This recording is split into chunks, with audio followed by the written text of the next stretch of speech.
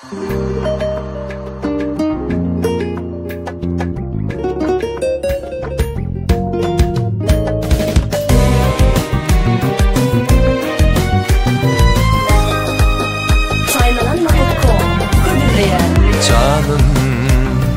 başkalara koyma beni canım, ayrılığa kalma beni canım. Gel canım, gel canım, seni kuysa yarın.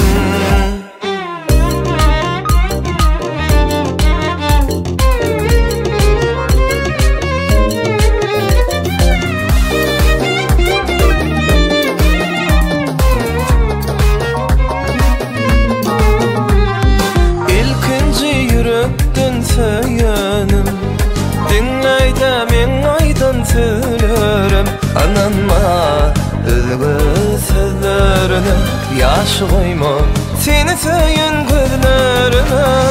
Canım, başkalara koyma beni canım, ayrılığa kalma beni canım. Gel canım, gel canım, seni kuysa yarın.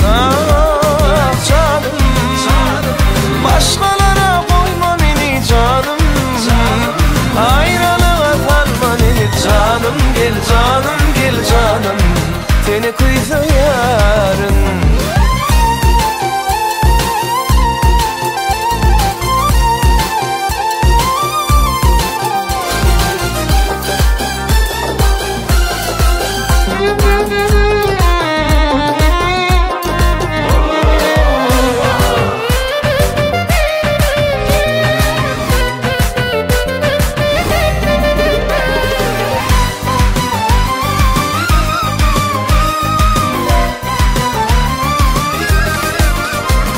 Her seni görene gözlerim, dilimde erer söylerim. Ananma özgü sözlerine, yaş koyma seni söyün gözlerine. Canım, başkalara koyma beni canım, ayrılığa kalma beni canım. Gel canım, gel canım, seni kuysa yarın.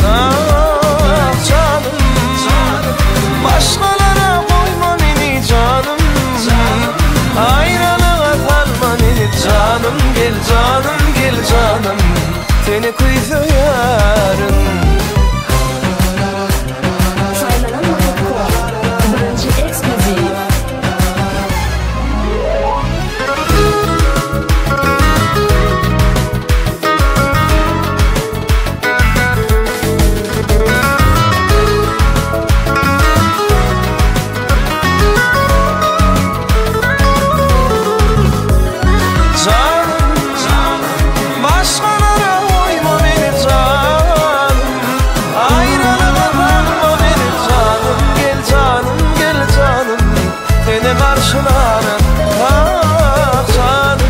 Seni kuysa yarın.